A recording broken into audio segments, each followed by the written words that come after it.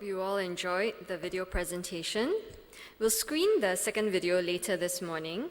For now, we'll begin our first panel session on the topic of sovereignty. Speakers in this session will look back at the circumstances that led to Singapore's independence in 1965 and also look forward at how Singapore's future as a sovereign state may pan out. Chairing this session is Professor Tan Tai Yong, Executive Vice President of Academic Affairs at the Yale NUS College and a nominated Member of Parliament. May I invite Professor Tan and the speakers on this panel to come up on stage.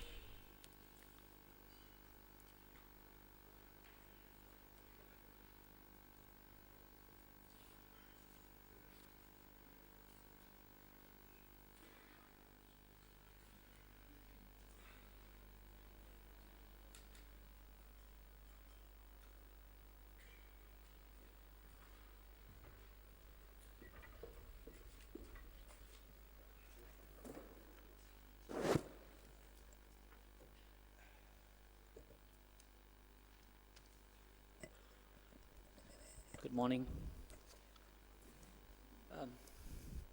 Welcome to this first panel discussion on sovereignty. Let me begin by making reference to the survey that we've just seen presented, or part of the results being presented. It seemed to show, and when I read the report in the newspapers this morning, that not many people remember events that happened further back in our history.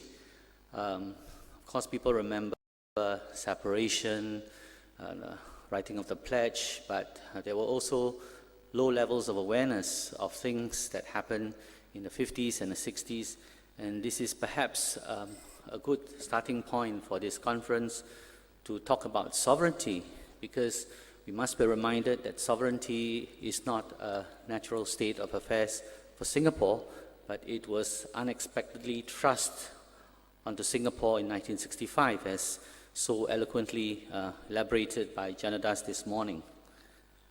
When Singapore separated from Malaysia in 1965 to become an independent sovereign state, it entered into a state of being that was a major departure from its long historical experience.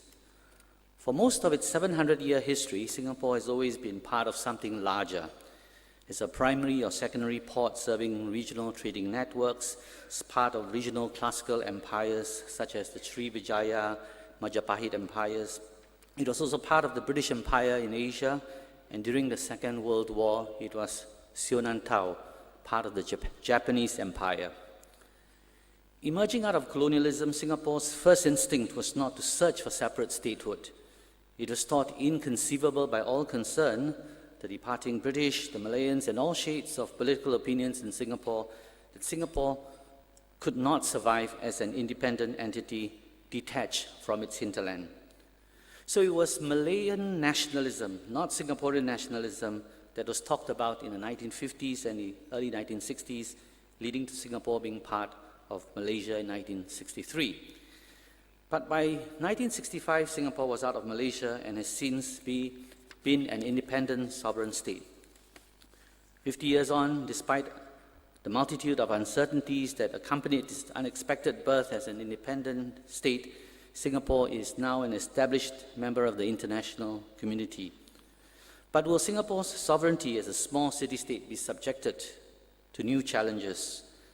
How will the absence of a hinterland, the intractable forces of globalisation, and the severe limitations of its small size impact on Singapore's existence as a city-state?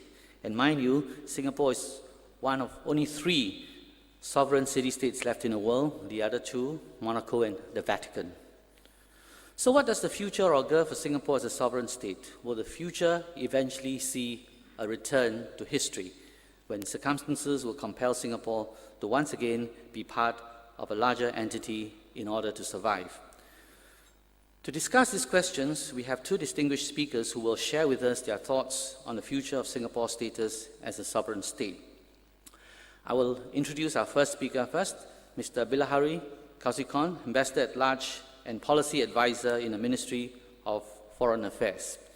Mr. Kausikan retired as Permanent Secretary of the Ministry of Foreign Affairs in 2013 after a long and distinguished career that saw him serve in a variety of appointments that included Perm-Rep to the UN and Ambassador to the Russian Federation. In recognition of his sterling service, he has been awarded the Public Administration Medal Gold and the Meritorious Service Medal by the Government of Singapore. It gives me great pleasure to invite Mr. Kausikan to present his address.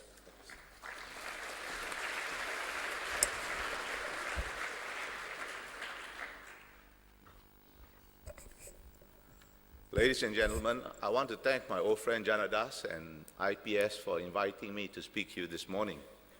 I only hope that you do not conclude that they have committed an act of reckless folly. In any case, I have to remind you I speak only for myself. Now, what does sovereignty mean to a small country like Singapore? We did not seek independence, but had independence thrust upon us. I have been told that Mr. Lee Kuan Yew once said that, and I quote, "Small island states are a political joke." I cannot trace the source of that quote, and if anyone can help, I'll be very grateful. But even if apocryphal, it implies a concept of sovereignty based on which our founding fathers first sought independence within Malaysia rather than alone. And I suspect it was difficult for that generation to even conceive of Singapore apart from what was then called Malaya. Obviously, and thankfully, that concept of sovereignty proved mistaken, or was rendered mistaken by the Herculean efforts of our pioneer generation. And by that, as Janara said, I do not mean just our leaders, but the entire people. Well, the concept of sovereignty is constantly evolving, and rather than try to define the elephant, I propose to take its existence for granted and instead consider what sovereignty means to Singapore by analyzing a single sentence. And that sentence is this: Singapore is a small state located in Southeast Asia. This seems straightforward, but is it really? What do we mean by small? We are, of course, a physically small country, and a moderately athletic person could, without too much difficulty, walk across it in a day. But as a trading center, as a logistics hub, as a port and airport, and as a financial center, among other things, we are far from small. In trade, connectivity, and finance, among others, we loom quite large internationally, far larger than our physical size may lead one to expect. Sir Stamford Raffles established modern Singapore as a trading center in 1819. And I have read somewhere that by 1898 or thereabouts, our trade was larger than that of Japan, larger than that of what was then called the Dutch East Indies, and exceeded only by China. And some recent archaeological studies suggest that we may have been a significant trading center since the 14th century, even before the concept of sovereignty in its current form existed. Now, trade requires connectivity, it requires logistics and finance. Of course, we today perform these functions at a far higher level of sophistication and complexity than in the past. But my point is this: the point is that they are essentially similar functions, and we have performed them as a British colony, as part of Malaysia, and only in the last 50 years, which is but the blink of an eyelid in the sweep of history, as a sovereign and independent country. There is therefore no reason to assume that sovereignty and independence are necessary conditions for us to perform such functions. We could conceivably do so even if our independence and sovereignty comes by some blunder of policy, accident of politics, or malicious whim of the gods to be severely compromised. Size, physical size, does matter, and small states are intrinsically irrelevant to the workings of the international system. It is impossible to conceive of a world without large countries like the US, China, India, Indonesia, Brazil, or Russia, or even without medium-sized countries like Australia, Japan, France, or Germany. But the world will probably get along fine without Singapore as a sovereign and independent country. After all, the world has only had to put up with us for 50 years. For small states, relevance is not something to be taken for granted, but an artifact, created by human endeavor and having been created, must be preserved by human endeavor. The creation and maintenance of relevance must be the overarching strategic objective of small states. The majority of states are small. Slightly more than 20 years ago, Singapore established what is called the Forum of Small States, or FOSS, in the United Nations. Small being somewhat arbitrarily defined as having a population of 10 million or less. FOSS now has 105 members out of a total UN membership of 193 states. The international relevance of many members of FOSS is defined primarily by their vote in the UN. Now, a vote in the UN is just that. Nothing to be sneezed at, but only one vote. Singapore is exceptional as a small country in that our international identity and relevance is something more than just our UN vote. We have options beyond our single UN vote, and that is why we were able to establish FOSS in the first place. How do we create relevance? There is no magic formula. What makes us relevant vis-à-vis country A may be irrelevant vis-à-vis country B, and in any case may become irrelevant to both A and B as well as C in a week or a month or a year or a decade. What is relevant will eventually become irrelevant and must therefore be continually refreshed. The world is constantly changing, and since the world will not change to suit our conveniences, we will have to constantly adapt to it. Since the future is unknowable, adaptation requires nimbleness of thought and action.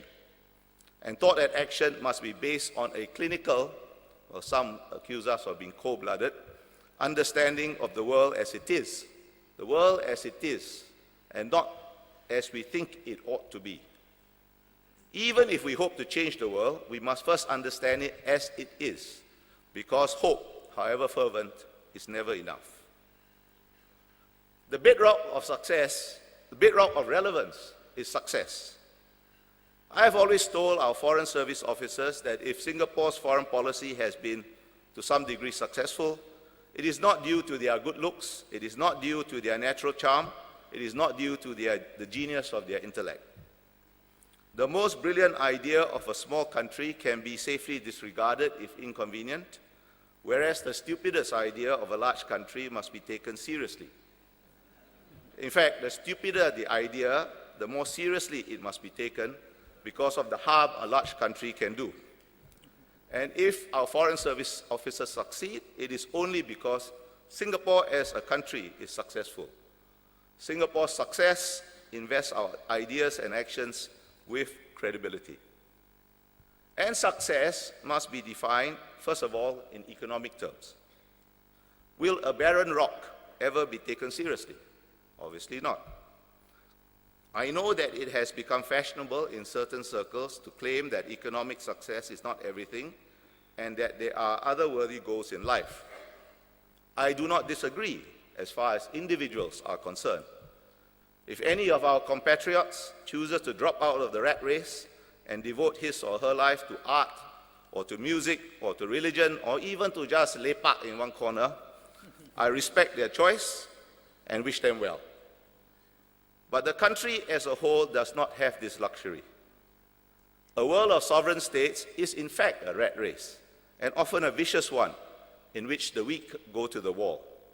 There can be no opting out for a sovereign state. And to be crass about it, small countries will always have fewer options than large countries, but rich small countries have more options than poor small countries, and that tilts the scales in our favor. This is crucial because a small country cannot be just ordinarily successful. If we are no different from our neighborhood, why should anyone want to deal with us rather than our larger neighbors, who moreover are well endowed with natural resources? To be relevant, we have to be extraordinary. And being extraordinary is a strategic imperative. And that brings me to the second part of the sentence with which I began. Singapore is not just a small country, but a small country in Southeast Asia. In Southeast Asia, not the South Pacific or South America or Europe, or thankfully not the Middle East. This seems obvious, but I think it nevertheless is insufficiently appreciated. even by those who ought to know better. A year or so ago, I was flabbergasted and disturbed when asked in all seriousness, and not just to take the mickey out of me. If it was just to take the mickey out of me, it would be acceptable. I was asked by a Singaporean PhD candidate in political science why Singapore could not pursue a foreign policy akin to that of Denmark or Switzerland. The question aroused all my prejudices about the academic study of international relations. It makes a vast, and I thought glaringly obvious, difference where a country is located. That a Singapore PhD candidate who presumably knew something about her own country, as well as the subject she was studying, could ask such a question made me worry about the future of our country. Southeast Asia is not a natural region, by which I mean a region that can be defined by something intrinsic to itself. As for example, Europe can be defined as heir to Christendom and the Roman Empire. The main characteristic of Southeast Asia is diversity, which is another way of saying that there is nothing intrinsic to itself.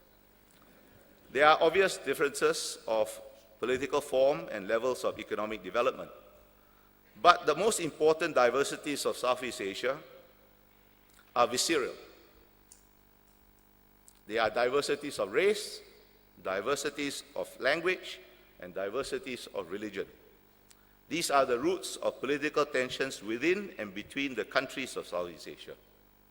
ASEAN, the Association of Southeast Asian Nations, was intended, among other things, to mitigate these diversities to ensure a modicum of order and civility in interstate relationships in a region where this was not to be taken for granted.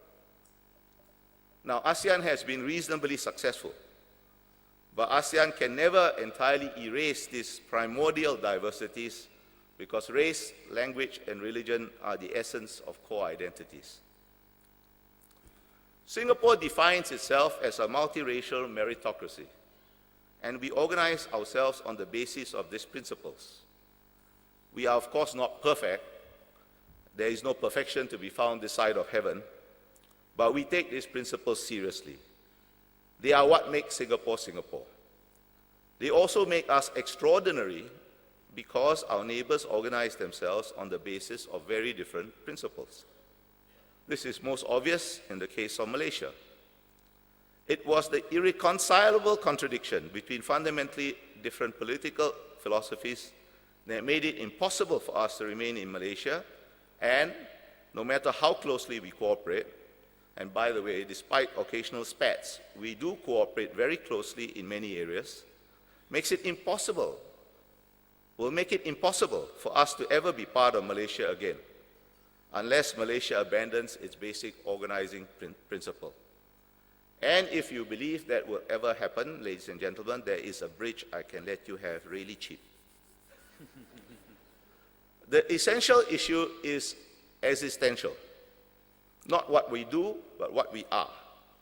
A Chinese majority country with neighbors whose own Chinese populations are typically a less than fully welcome minority and whose attitudes towards their own Chinese populations are too often projected upon us.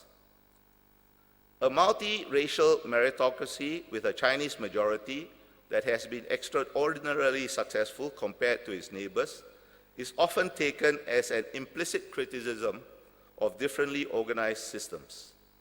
That we are a tiny speck on the map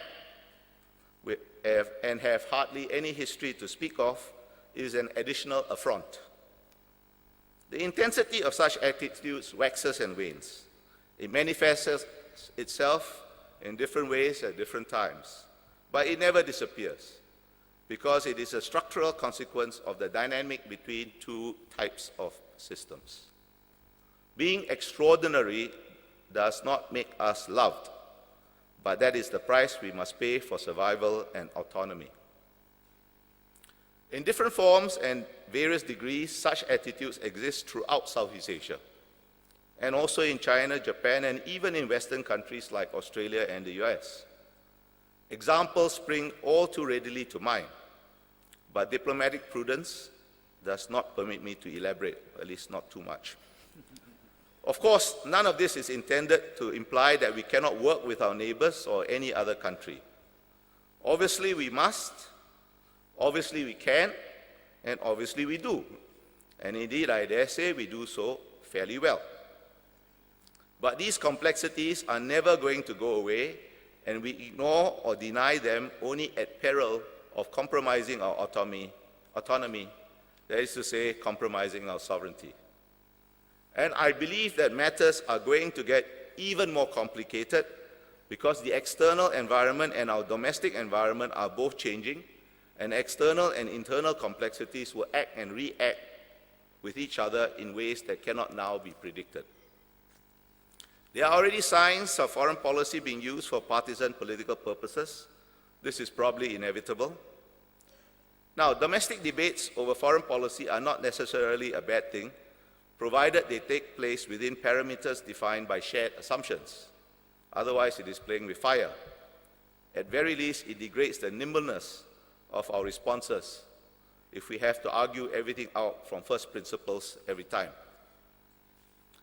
Shared assumptions come naturally, almost unconsciously, to countries with long histories. But with only 50 years of shared history, I am not entirely confident that this is the case in Singapore. There is something of an intellectual vacuum that is being largely filled by nonsense. We need to be better at educating ourselves about our own history. We do not, in my opinion, do a good enough job, and the recent debates about our own political history are unfortunately notable only for their utter vacuity. What passes for critical thinking about history is too often simply crying white if the establishment should say black. And social media exacerbates the situation by conflating information with opinion and treating both as entertainment. As our domestic political environment becomes more complex with not only traditional political parties, but civil society organizations and advocacy groups contending in the policy space, opportunities for external influence will multiply. Since the beginning of recorded history, states have always tried to influence each other, sometimes by covert means, but also legitimately and openly through diplomacy. But the lines are not always clear and likely to get even more blurred. The enthusiasms of some, mainly Western diplomats, to whip the heathen, that's us by the way, along the path of righteousness, have already occasionally led them to cross the boundaries of legitimate diplomatic activity.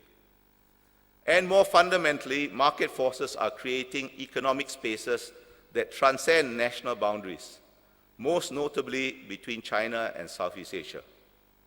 This is to be welcomed on economic grounds, but will have political and strategic consequences.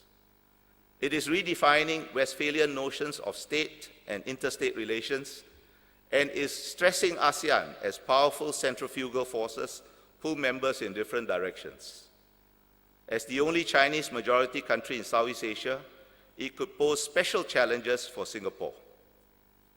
Already, Chinese diplomats and officials too often refer to Singapore as a Chinese country. We politely but firmly tell them that they are mistaken, and we will continue to do so. But the implications are worth pondering. Thank you, ladies and gentlemen, for listening to me.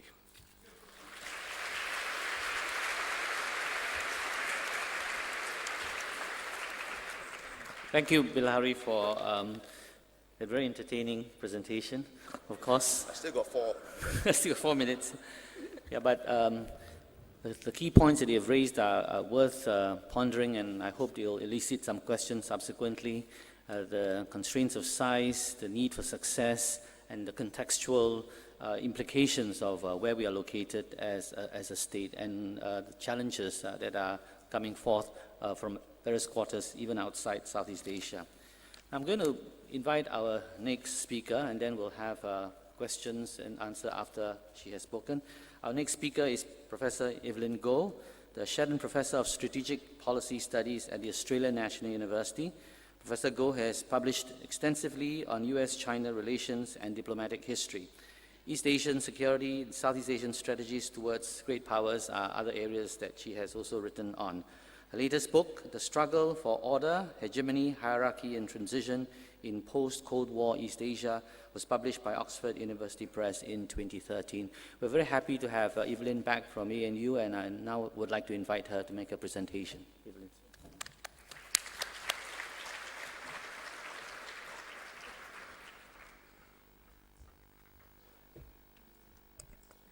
Good morning, ladies and gentlemen, and let me begin also by thanking IPS and Jonatas Devon particularly for inviting me to speak today. This, of course, comes in spite of the fact that I belong to the academic classes that Ambassador Kausikan has been so dubious about. I can't thank IPS for lining me up straight after Ambassador Kausikan, who is always a difficult act to follow. In spite of his doubts about academics and scholars, I must say that he has always invariably been very kind to me in my researches when I've been in Singapore, as have a large number of people I can see in the audience who have either been mentors, ex-bosses, colleagues, or friends. So it's really nice to be home. I was asked to talk about Singapore's future as a sovereign state, particularly against the background of the challenges posed by globalization. So I guess what I'll be doing is to do a set of accompanying remarks to what Bilahari has talked about, looking a bit more forward based on where we've come from. To preface some of these remarks, two things have occurred to me this morning as I've sat here and listened to the other speakers who have gone before me. One was a very strange reminiscence. I suddenly remembered years ago, too many to actually enumerate, working as a very young intern in the Straits Times on the home news desk, and with a number of other interns coming across a very small news item about the indignation felt by Singaporeans whose mail sometimes got lost, snail mail in those times, because post offices in foreign countries would voluntarily decide that Singapore was not a destination in itself, but belonged to some other Asian country. And there was a little survey, and some of these other countries were Vietnam, China, both Chinas, Malaysia, on one occasion Indonesia, etc. This was, without giving too much away, in the early 1990s. And for a generation of Singaporeans that I come from, this was a bit of a shock. We grew up taking precisely for granted, those elements of sovereignty that we've begun to talk about this morning. The second little anecdote type thought that came to me this morning was, I listen to the BBC World Service, as I'm sure many of you do. And as you know, in recent years, the BBC's tagline has become BBC, the world's radio station. And that seems to me, quite often, to be the aim that Singapore has had over the last 50 years or so, gradually, as it's consolidated over time, to be the world's city. Right? We all know that the BBC is based in London. We all know it's the British Broadcasting Service. But the range of audiences and the range of people who rely on it as the main news source does make that self-claim to being the world's radio station quite credible. And as I know many of the other speakers will talk about later today, that is, that has been Singapore's projection of itself, Singapore's construction of its relevance, that artifact of relevance that Bilahari Kausikan talked about, central to Singapore's identity in the contemporary world. So with that little preface, let me fill in some of the gaps which Bilahari has kind of, jumped over. Being boring and academic, as we've been reminded, I thought we'd start with some definitions, reasonably important. It's already been referred to, this Westphalian idea of sovereignty. I think we've got to start here because we've got to think about what we mean by sovereignty. We're going to think how this is being affected by globalization and the trends that we live with today. Basically, complicated, too many words kind of definition. It's this idea, essentially, that a nation state ought to have monopoly control over their domestic affairs, right? And where this kind of complicated definition that you can read on the screen leads us to is two ideas: freedom from external interference, right, and recognition as an autonomous state, autonomous agent in the international system. Some of those ideas have already come across in the videos that we saw this morning. It's easily grasped, very sort of, not a difficult concept. In practice, it's a little bit different. Sovereignty is not a zero-sum idea. This idea of absolute control within a state has never been reality in practice, as practitioners in this room will know. Intervention, interference in domestic affairs are daily occurrences. They're pretty normal. It leads some political scientists to call sovereignty a system of organized hypocrisy. We all ascribe to the ideal of autonomy, but in practice we accept that this is often compromised, right? Sovereignty is also not static. Ideas of sovereignty, what makes the criteria for what makes a sovereign state, have changed over time. We've had this Westphalian model of sovereignty for 350 years. The key markers have evolved over time. We've got to the point where it used to be territoriality. You had to control precisely defined boundaries in order to call yourself a sovereign state. After a while, you had to have a government in power that could fulfill promises, that could make contracts, right, to be recognized as a sovereign state.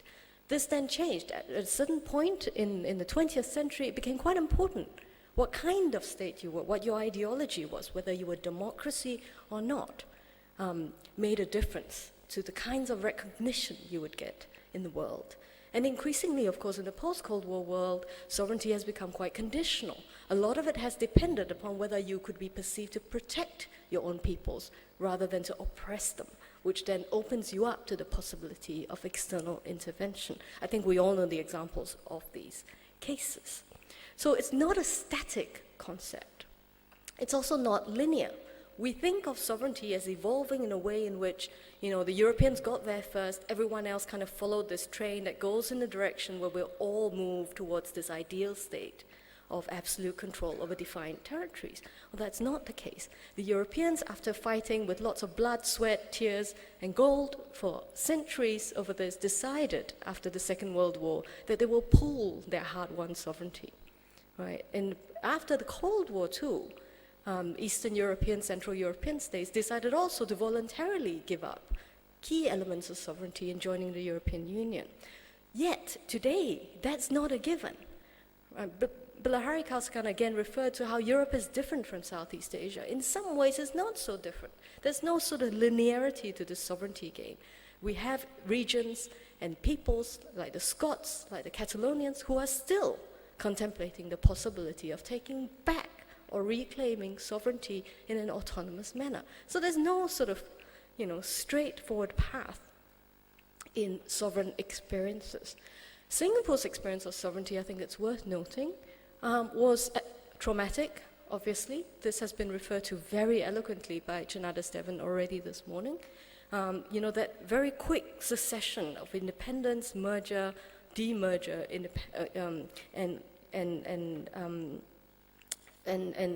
decolonization, merger, demerger, and independence was a very traumatic exercise in a very short time. It was also very intense. It was intense because Singapore began to practice sovereignty at a time that coincided exactly with the height of globalization, right? Singapore's had to exercise and create its autonomy in a situation in which the world has begun to move exactly in the sorts of directions that puts maximum amounts of pressure on how much real autonomy a state can actually exercise.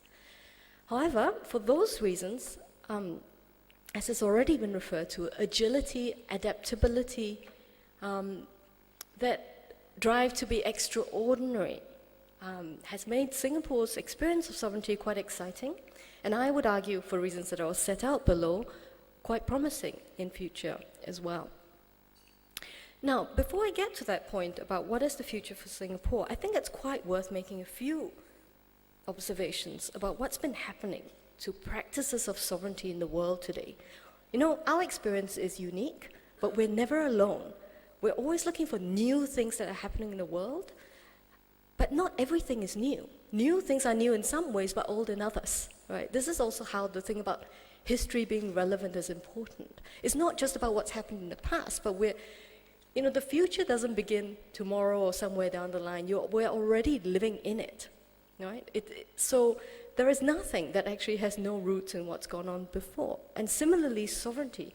When we talk about globalization, what we're really saying is that globalization undermines that coincidence of authority and territory that we assume under sovereignty. Okay?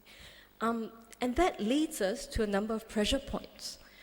What's happened over the last 50 years, particularly globally, is that shrinkage of time and space created by technology and connectivity particularly has caused relationships of interdependence to intensify significantly. It's not that we weren't interdependent before, right? Trade has always happened, people have always traveled, it's taken longer to do so, but it's always been there. What globalization has done is really sort of put a crunch on these processes. What this means is that states nowadays are not able to achieve fundamental goals or purposes that they have without collective action with other states. Now, if you need partners to achieve important ends in security, right? Think about terrorism, cyber attacks, or economic prosperity. Think about global financial crises, contagions, or even as social well-being. Think about pollution, epidemics, immigration, internet crime. If you need partners to achieve all these things, then that sort of old-fashioned, static idea of sovereignty, being absolute control, doing things on your own, being left alone to do things, is simply not possible. At the same time, we're also faced with diffused threats and diffused authority. Right? In the economic realm, for instance, states now don't make economic or financial policies on their own, as you know well. There is upward disaggregation of authority into things like the WTO, the IMF, G20. There is also, for implementation purposes usually, downwards disaggregation of authority towards subnational groupings, transnational groupings, local governments, NGOs, key individuals. And that's always been the case, but it's, again, much more intensified by globalization. Interestingly also, state-to-state conduct in the globalized era is no longer within neat categories. There are quite unprecedented opportunities for subcontracting. Think about governments who take on contracts to help other governments in other states develop parts of their cities, new cities, or provide social services. This is something Singapore is quite familiar with. Or government agencies subcontracting to other government agencies to come up with important domestic regulations. Things like aviation authorities getting the US Federation Aviation Authority to come up with rule books to implement new regulations in that important realm. This is all pretty common. Now, what this means is that state authority has become hybrid. It depends on the issue, right? How much control you have over your state's policies depends on the issue. It also means that networks are much more important than territory. Right now, control over networks of finance, information, raw material, cyberspace, much more important. We're much more interested in flows rather than in boundaries, right? How do we follow flows of money rather than how do we put down boundaries so that people can't get in or out? At the same time, we live in a world in which there's not this linear move towards any particular end goal. There are many opposing or contradictory forces. Think about globalization. We think globalization makes us more connected. We think it should break down boundaries, but does it? Just one example, the increased flows of labor in the world today, the much easier cross-boundary transfer of workers and people, that has led to the much stricter renationalization, right, of immigration controls. We know this well in Singapore. So there's not a sort of simple relationship there. Just to put all this in context, in the context of that, Singapore's future sovereignty, I think we could roughly break down to 4 potential scenarios. Of course, there are more, but I think these are the four basic ones. The first one is involuntary, right? We could have a dissolution of the Singapore state, sovereign state as we know it. This has already been referred to. This could be, as a result of an invasion, natural disaster, etc., all the black swans that you can possibly think of. The other three are voluntary scenarios. I was asked particularly to talk about, does Singapore need to get bigger in order to deal with the challenges of globalization? Now, there's a few ways of getting bigger. I can think of two. Merger, again, we can go back to that one, or integration, right? We can do a sort of European-style type of integration. Fourth option or possibility is mine. I call it the global state possibility. Let's just talk quickly through these as I bring my presentation to an end. Like I said, I'll talk about only the three voluntary scenarios. There's merger and integration. Ambassador Kausikan has already expressed his doubts about either of these, and I am with him on this. Merger means, going back to some form of federal sovereignty, right? Whether it's one country, two systems, or other kinds of tighter federalism. It means that we negotiate to give up some of our very key sovereign authorities over defense, over foreign policy, over monetary policy, etc. Number of options here. Obviously, we think about Malaysia. There is a possibility also of a greater Indo-Malaysian federation. There's a possibility of a greater China type of federation across the region. The logic for this would follow networks, right? The already existing and intensifying networks that traverse the region, right? They would make more real, they would bring in line what is already called an economic region state, right? In Southeast Asia, Greater Southeast Asia particularly, and bring the sovereignty practices in line with that, right? We think about regional production networks, right? The rise of the Asian consumer market, especially. If Singapore wants to ride the wave, right, of these opportunities, merger, the return to the idea of having that very important regional hinterland would be a logical thing to do. Of course, the obstacles to this, political, ideological divides, which Ambassador Kausikan has already talked about, also the big lags between military capabilities, the big lags in economic profile and capabilities, I think make this somewhat unlikely. Integration too. Integration is a slightly different set of ideas. It's about pooling sovereignty, so you don't give up your sovereignty so much as pool it, right? In other words, you commit yourself to negotiating key elements of sovereign authority with the union of states that you commit yourself to. The sort of main model of this, of course, is Europe and the European Union. We could think about greater ASEAN merger, right? Or we could think about a broader East Asian Union akin to the European Union. Again, the logic of this would be to address some of the ineffective, some of the sort of things that we don't do so well at the moment without integration. Some of these ineffectiveness challenges about collective action, some of these worries still out there about intervention. What do you do? Well, you embrace your potential enemies close, you keep them closer. Integration is one of those models. Think about France and Germany in the post-World War II period. That was the idea. Again, political will and functional competence are the main obstacles to this kind of very ambitious political project, and I share widespread doubts about this model of integration being a viable or likely future for Singapore or the region. At heart, what we've got to think about is, does getting bigger help Singapore to deal with those challenges of sovereignty that I've outlined? And my instinctive answer is no. Size matters, but big size doesn't always help. And we have moved, we are in a state of the world where no state is going to be sort of exempt from the challenges of connectivity in globalization. That means that how big you are is probably less important than how plugged in you are and how well you ride or channel or are able to exploit or use the sort of increased networks and flows in this globalized era, right? So how networked you are as a state is probably the more important question than how big you are. This is what leads me to the fourth scenario of the global state. Okay, I can't think of a good word for this. I'll explain this to you, and then maybe if you can come up with a good, title for it, that would be fine. Global state is my working theme. The aim is to be extraordinarily effective in practicing what I call hybrid sovereignty.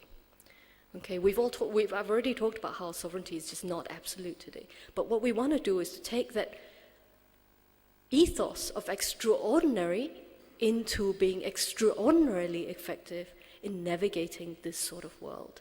Okay, and the logic is simply because all nation states are going to be in that limbo of hybrid sovereignty for a long time to come. All right. So it's this point where what I said, effectiveness comes from effective participation in global networks and flows. It doesn't come from size alone, or even just from size. So the challenges are significant. A lot of it is about how to leverage these multiple systems of authority to achieve national purposes. A lot of it comes from having to make difficult choices to reconcile contradictions, right? And I'll just end by saying quickly that in the security, economic, and social realms, there will be some very significant but quite different challenges than before for Singapore. And if that's okay, for my IPS colleagues, I'll take a minute to do this in. Security is, of course, the most traditional realm in terms of sovereignty. We want to think about national defense as being purely autonomous. But security is more than just about defense. Singapore has very successfully leveraged on a very variegated set of security strategies over the last 50 years. We've got to the point where, as you all know, we have a strong national defense policy, but we also have very good ties with external security partners. Increasingly, as we develop these ties, there will be sovereignty implications. There will be important choices to make about how far defense agreements, be they joint training, be they technology transfer, defense planning, things like that, how would they affect Singapore's sovereign prerogatives, right? Particularly as the challenges of transboundary security intensify. At the same time, Singapore already acknowledges and uses multiple systems of authority in the defense and national security realms when it comes to territorial disputes, for example. Professor Tomiko is sitting in front here, who has played a very important role in helping to develop and to create international arbitration and to use international arbitration in these disputes. Can Singapore play an even more active role in developing these multiple judicial bodies at the international level, right? And in the economic realm, we are already at the most globalized end of the spectrum in how we exercise sovereignty. The challenges ahead have to do with how to navigate these growing, increasingly complicated economic governance networks that we find ourselves embedded in, right? And here's the debate, right? And I'm sure that the second panel will talk about this. There is this idea that, we lose sovereignty through having to negotiate key elements of our financial or economic policies in these transnational governance networks. We are restrained by international rules and regulations. The alternative argument that has become fashionable in academic circles, perhaps academic circles only, is that we, in fact, in a world where sovereignty is being eroded anyway, we protect it best when we carve for ourselves a role in those governance networks that make the rules. If you can make the rules and codify things, you have a better chance of understanding what you can protect and being able to protect it well. Right? Finally, I think it's in the social realm where the challenges are going to be most complex, because this is where Singapore is going to have to make some zero-sum choices. Right? It's not good when you have to choose one thing over the other.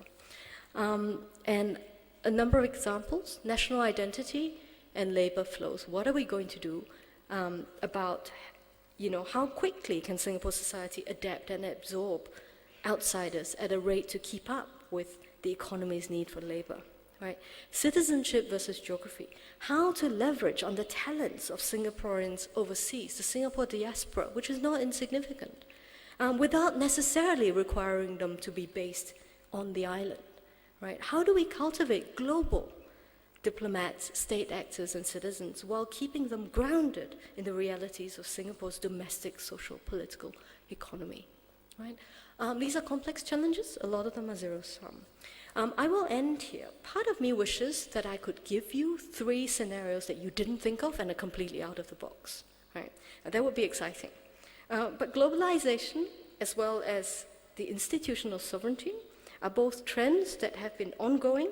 They have been undergoing significant evolution, and state responses have also been evolving in tandem. So what I have done is mainly to point out the big picture contours and to highlight the key ongoing questions that will become even more important in the years ahead. And I hope you find that helpful to the discussion that we're going to have. Thank you.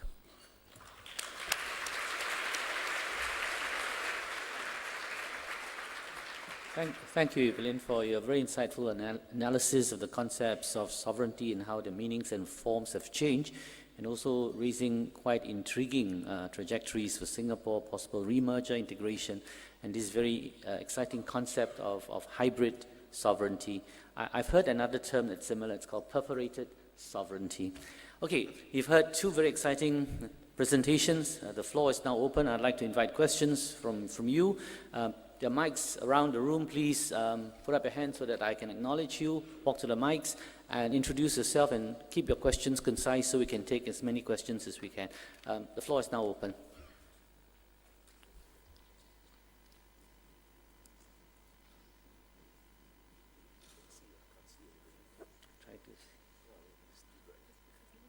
Okay, I see a question at the end there.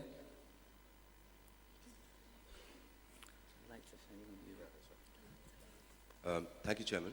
This is Asad Latif from the Institute of Policy Studies. IPS. I'd like to ask a question of both the wonderful commentators we've had this morning.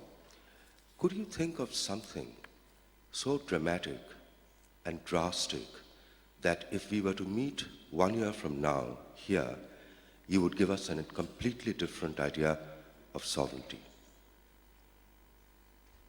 Something that you have touched on, perhaps.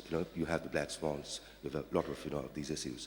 But something so dramatic, so drastic, that we'll have to revise our ideas of what sovereignty actually can mean for Singapore, for a small state like Singapore.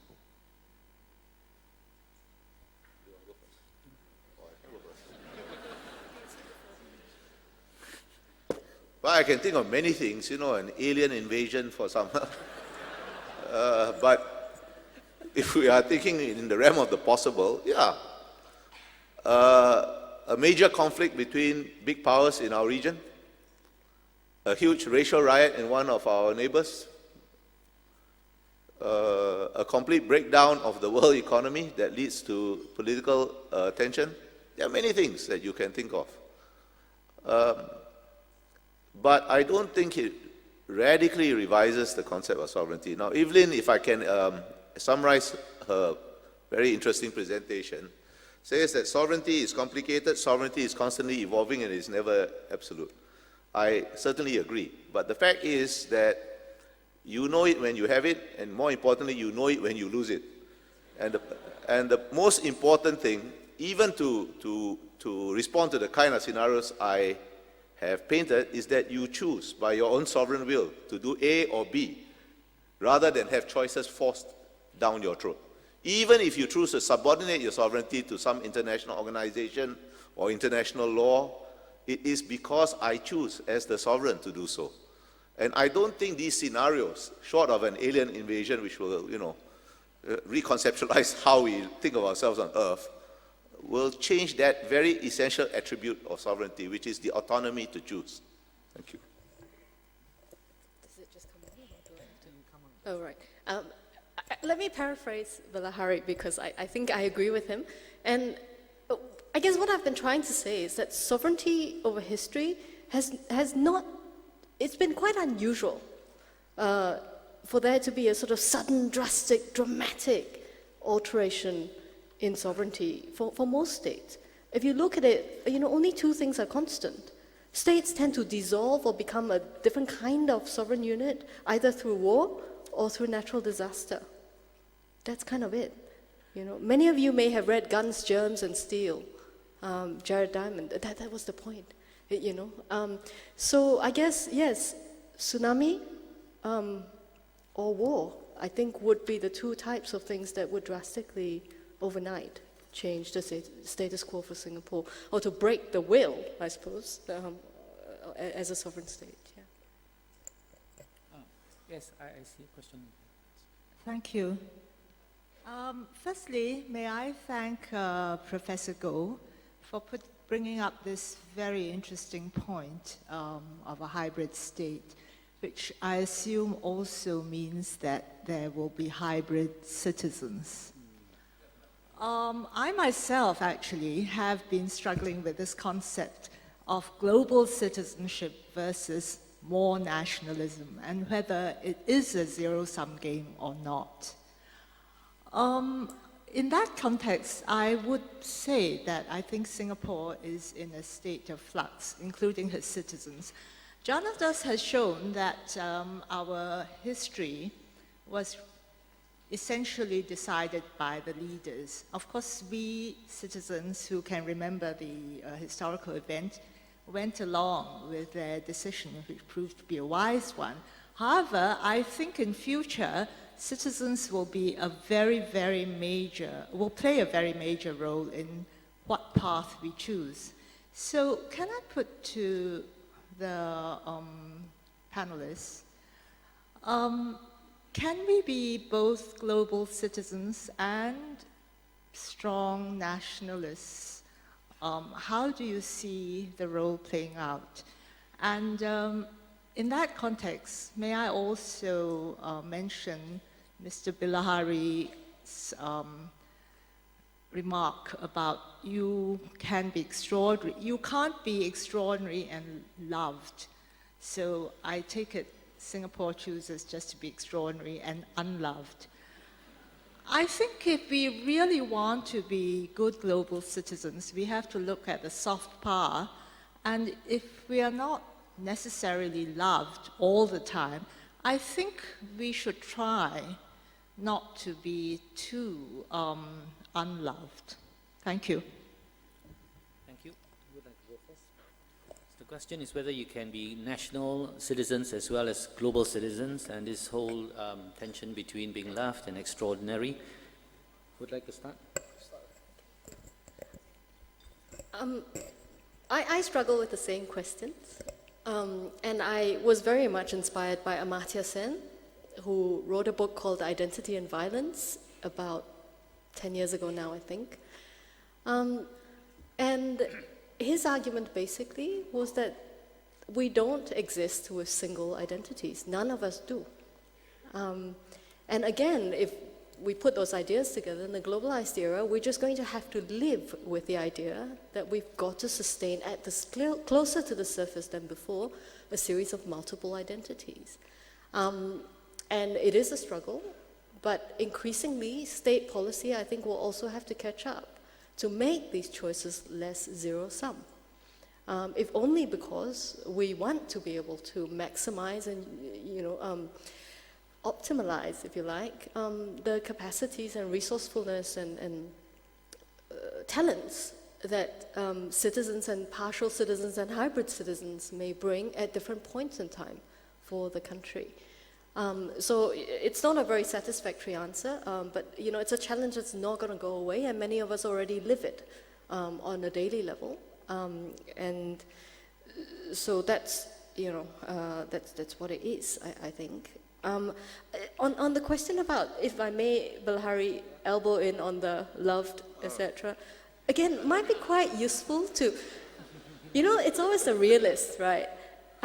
Niccolo Machiavelli is always misquoted as saying to, the prince, this is the classic realist text, he's always misquoted as saying, it is better to be feared than loved, right?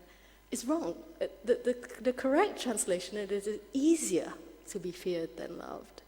Right? So the loving thing is the real challenge, I think. I'd like to see what Bilahari has to say. Well, first of all, your first point about global citizen and national citizen. Well, I don't disagree. Everybody has multiple identities, but which is the dominant? It probably shifts over time and probably shifts according to a situation and a context. But nationalism is a far more tenacious force than anybody has imagined. I mean, the Europeans thought delusionally that they had conquered nationalism, but it has emerged.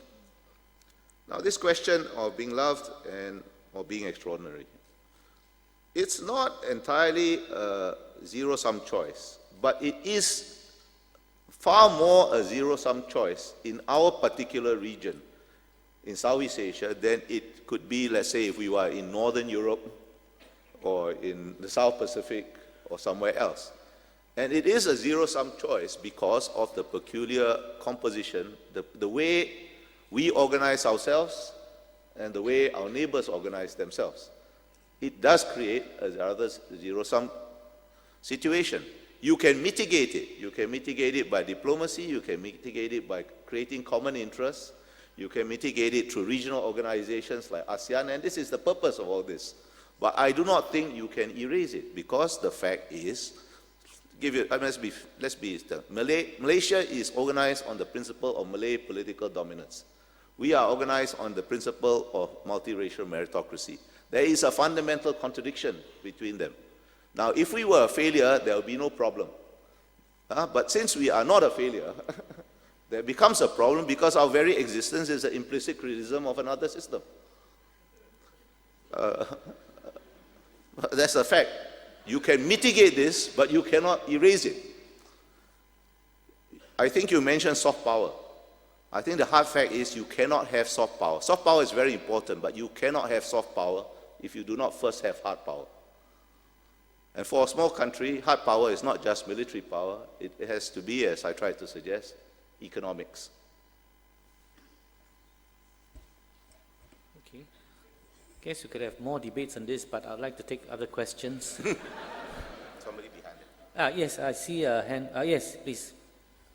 Hello, good morning. My name is Wu Ming, and I've got a question for the panel looking forward at the trends that Singapore will face in the future. Do you see our geopolitical space becoming more conscribed in the years to come? For example, we all want to be friends with everyone, but sometimes certain friends may judge our friendship by who else we choose to be friends with. And do you see a situation where we'll increasingly have to choose between great powers in the region? And if so, how can we defer or avoid some of those choices for as long as possible? Okay, is there another element of choice here? You have to go first. Well, I think you have defined the changes in the strategic environment quite succinctly. All the major powers in our region are readjusting their relationships with each other and with states in the region. And that creates a far more complicated strategic environment. To simplify, most fundamentally between the US and China is adjusting their relationships with each other. I don't know how long it will take, although I suspect this is going to take decades before they reach a new equilibrium. And when we do, we will just, all the rest of us, big and small, will just have to take dressing from it. There's not very much choice. But in between, I think we and all the other countries in the region want to have the best possible relationship with each other, with all the major powers. It will get more difficult. It's sometimes more difficult, it's sometimes a little easier. But it's not impossible so far if they can avoid a major conflict. And I don't think either of them is out for looking for conflict. You know, the hard fact is this, if the major powers have too close and too cozy and too loving a relationship with each other, we, the small countries, are screwed. We are also screwed if they fall out and get into fights with each other. Some small level of tension allows us some space to maneuver. And if we fail to take advantage of the opportunity, it is our sovereign failure. I agree with Bahari. Wise. But just to top up the thing about choice, the theme about choice, and you know, here's where I think a country like Singapore has played quite an important role in that great power relationship so far. As an act of shameless self-promotion, let me tell you about the thesis of my book, which Taeyong mentioned. You know, my thesis in the book is what's been happening in East Asia since the end of the Cold War. We've had nearly 30 years of the post-Cold War period. What we've had, basically, is a reification of US hegemony in the region, in spite of China's rise, maybe because of China's rise. And why does the US remain so preponderant in the region? It's not just because it's got the best military, etc., etc. It's because countries like Singapore have consistently, right, bolstered and supported that American role in the region, right? Even if in the immediate time frame, it's not so obvious that that should be done. Right? So that element of choice, of not just putting up with what's shifting in the world, but trying actively to shape certain things, that belief that it's better to have two great powers in the region than just one, right, leads to that constant support of American interest projection in the region. And I think if we can, as Bilahari said, continue this for a while, obviously it's not always in our control, but you know, Singapore's had more room for maneuver in spite of the narrowing geopolitical space than we might have expected over the last 30 years. And hopefully that might be sustained for a while to come. Incidentally, I think the difficult relationship amongst great powers is also China-Japan.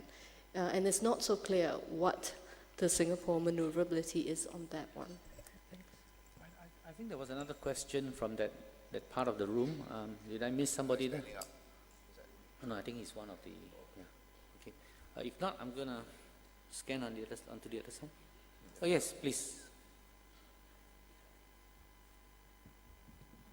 Hi, my name is Shitong, and I noticed the discussion today so far has mostly been on the external determinants or factors influencing Singapore's sovereignty. But I would like to ask the panelists what do you think would be the internal factors or domestic factors that will be a prerequisite for Singapore to retain its sovereignty? Okay, the internal determinants of sovereignty. She talked about some social things. I do feel The practitioner is going to defer to the professor.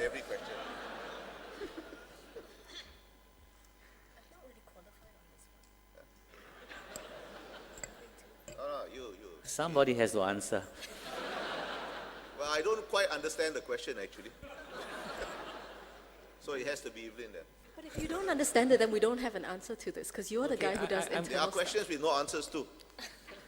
Okay, maybe I'll ask the questioner to just maybe elaborate a little bit on your question so that our I panelists guess can the answer. question really is to essentially what are the factors that will drive, that will drive Singapore to retain its, what internal factors may impact Singapore's sovereignty, or what internal factors would increase the likelihood of Singapore retaining sovereignty versus what factors may actually decrease Singapore's willingness, essentially what are the factors that will drive Singapore's willingness to be sovereign? Okay. Well, yeah, okay, now I understand, sorry. Okay. Well, I think Janadas in his opening remarks had largely answered that. I mean, we are now sovereign and independent because a whole generation of Singaporeans had the audacity and the courage to be sovereign and independent.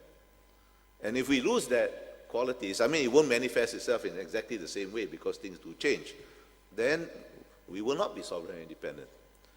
I think I alluded to some of this. Well, also our domestic environment is getting more complicated. I did allude to it briefly. There are many more people contending in the political space, and some of them are going to consciously or unconsciously seek external support for various agendas. And external powers are, whether through legitimate diplomatic means or more covert means, trying to influence developments in Singapore. Now, there's nothing unusual about this. As I said, I think this goes on all the time and has gone on throughout history. And we allow it to compromise our sovereignty, that's our own fault. Well, adding to that, if you take my sort of global state scenario, the one thing that becomes really important is whether domestically we train through the education system, through constant career training. Singaporean actors, businessmen, and academics and policymakers who are comfortable and able to interact and function in the global world in that sense, right? And it sounds really trite and mundane, but it's a much more difficult task than it may seem, right? Just to give you an example, how many Singapore scholars do we have who are well known, just as well known in the US as they are in China, for example? Right, think about it. For those of us, who work in this field, well, or for those of you who are, in the financial world and things like that, I mean, how many of you, are plugged into things like the International Organization of Securities Commissioners, right? Or the International Association of Insurance Supervisors, all of whom have, quite important roles in things like the Global Financial Stability Forum, et cetera, et cetera. Increasingly, whether we're effective in working these networks in the globalized world will depend on whether we're able to train and develop people domestically who are able to work these channels globally. Right? So I guess I was confused by your question because for me, that distinction between internal and external is not that straightforward anymore, precisely because we live in this kind of globalized world. Can I have the next question, please? Yes. Hi, I'm Jean from National Library. I'm very intrigued by the past and the future of cities, so I just want to ask a retro question on choices. I'm thinking of Athens, I'm thinking of Florence, I'm thinking of Venice. What choices, in retrospect, could they have made to survive? Or is the non-survival of cities something that's inevitable? Thanks.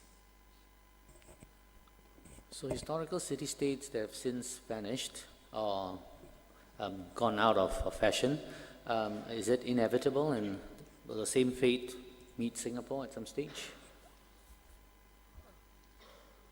I don't think anything is inevitable, Either the survival or the non-survival of Singapore. It really depends up to us. Choices you make. You may make the right choices, you may make the wrong choices, and even if you make the right choices, there may be larger forces that will just sweep you ahead. But I don't think anything is inevitable. By the way, it is a question of adaptation. Because, one of the delusions of big countries is that things are under their control. It is under their control to a larger degree than smaller countries, that is true. And smaller countries have very little choice but to adapt usually. You are usually a price taker, not a price setter. So the question is whether we can adapt to whatever the uncertain future brings to us. That's a really interesting question because I think in many ways Singapore, as a global, as a sort of, city-state, it's very unfashionable. The city-state examples that you've brought up, Venice, etc., and even if we go back further, the Greek city-states, Sparta, etc. I mean, they all belong to a certain time in history where city-states were key nodes of the sort of assemblages of authority, which no longer are fashion, are the norm today. And I suppose this idea of being a global state and a hybrid city-state in some sense may bring us back round to that. You can see globalization developing in such a way whereby certain cities, although not states, do become critical nodes in this system. So maybe what has been unfashionable for the last 50 years may be becoming fashionable again, and we could lead the trend of thinking through some of these questions that you've raised. Sorry, I can't see where you're sitting. It's very hard to see from here. I just one point. I think it's been put a very important point. A global city can survive, but a global city-state need not be a sovereign city-state. Sorry, can I just say that the question was actually very specific. And the question is not about inevitability. I shouldn't have said that because that was a major distraction. I think the question is specifically, what choices would Athens have made in retrospect to survive? Heaven knows. Okay, so that's my answer. Yeah. Maybe we'll have a different session to discuss this. But I see a question. Yeah. I hope I'm going to get a response beyond heaven knows. I'm Elaine, an educator. My question is this: in the light of evolving notions of what sovereignty is going to be like, in the context of Singapore, in the next 10 to 20 years, what do you think or anticipate are the right choices that we will likely need to make? No, I think you have fundamentally misunderstood how I look at the world. Maybe Evelyn looks at it different. You do not know what the right choices you have to make until you confront situations which are intrinsically unpredictable. Foreign policy is or the history of a state is a series of adaptations to things that happen. Something happens, you either adapt well or you do not adapt well. For example, somebody asked a question about the major power shifts. You may make the right choices, you may make the wrong choices. You will not know what the choices are, what the options are until you confront a particular situation, because the future is intrinsically unknowable. I think you can build capacity that will give you the basis to exercise the widest number of choices you could possibly exercise when the crunch comes. I think you can also create strategy, right, which is different from tactics, that lays out how you might want to get to the point that you want to get to. But that's all you can do. And I agree with Bilhari that choice itself is quite specific. But capacity and strategy are not. You can build. Yeah, those things you can build. Yeah. You can keep an open mind, which I think we are closing a bit in Singapore. But and as Janada said, you can not believe your own propaganda about how great you are and how inevitable this all was. I think that's all the time we have for the discussion. Thank you very much for your questions. And before I invite the MC back to the stage, I think we have some voting to do. I would like to join you to thank our two speakers for their wonderful presentations and for taking your questions. Thank you very much. Thank you, Taeyong, as well.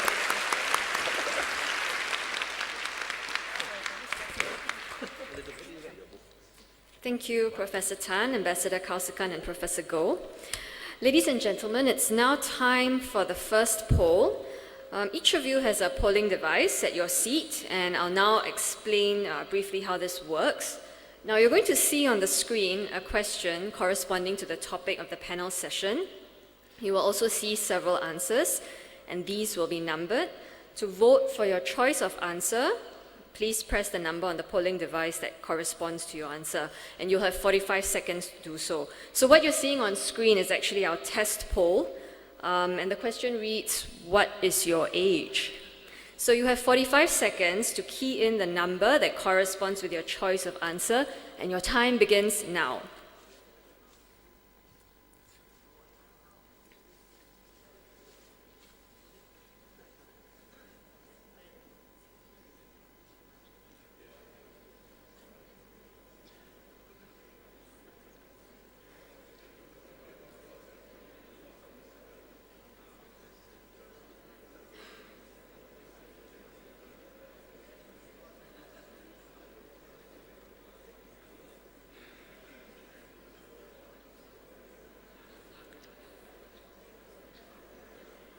Okay, so voting has closed, and it looks like the majority of us here today are between the ages of 41 and 50.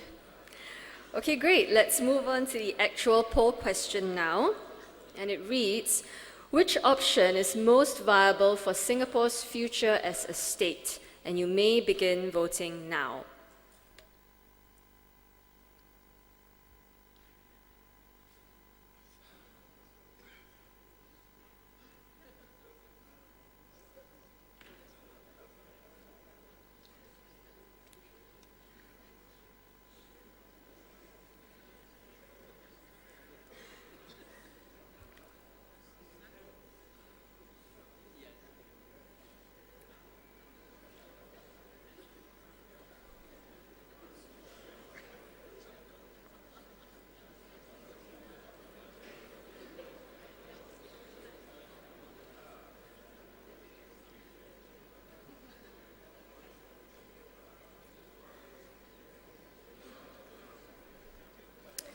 Thank you, everyone. The results are up on the screen, and we can see most of you have chosen hybrid sovereignty. With that, we have come to the end of the first panel session. Refreshments are available at the foyer of this ballroom, and we'll have a 30-minute tea break now. Please return to the ballroom just before 11 a.m. as we will screen the second video on the findings from the IPS study on perceptions of Singapore's history. Thank you.